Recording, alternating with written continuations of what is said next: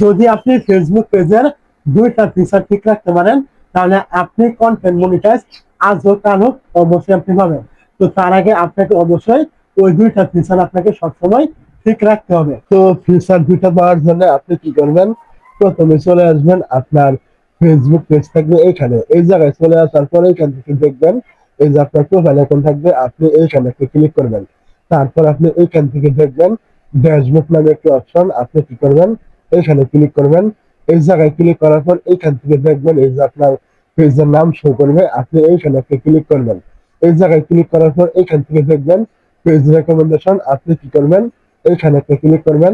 এই জায়গায় ক্লিক করার পর 1 নম্বর যে আপনার ফিচারটা রয়েছে এটা হলো আপনার এই রেকমেন্ডেবল, আপনি দেখবেন আপনার পেজের রেকমেন্ডেবলটা ঠিক আছে কিনা, এইখান থেকে আপনার পেজ রেকমেন্ডেবল এরকম লেখা শো করছে কিনা। যদি দেখেন এটা রেকমেন্ডেবল আছে, তাহলে আপনার পেজ ঠিক রয়েছে, আপনি এখানে কাজ করবেন, কোনো সমস্যা নেই।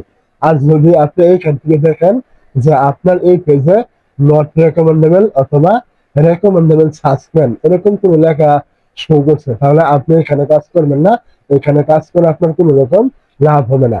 তারপর আপনি কি করবেন, দ্বিতীয় যে ফিচারটি রয়েছে এখান থেকে আপনি নিচে আসবেন এবং এইখান থেকে দেখবেন পেজ স্ট্যাটাস, আপনি কি করবেন এইখানে ক্লিক করবেন।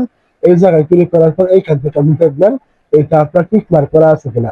যদি এখান থেকে সবুজ টিক মার্ক করা থাকে তাহলে আপনার এই পেজে কোনো রকম সমস্যা নেই, ঠিক রয়েছে। আর যদি এখান থেকে আপনার হলুদ টিক মার্ক করা থাকে তাহলে বুঝবেন আপনার এই পেজে কোনো না কোনো সমস্যা রয়েছে, ভায়োলেশন রয়েছে, পলিসি ইস্যু রয়েছে, আপনি এখান থেকে কখনোই কাজ করবেন না।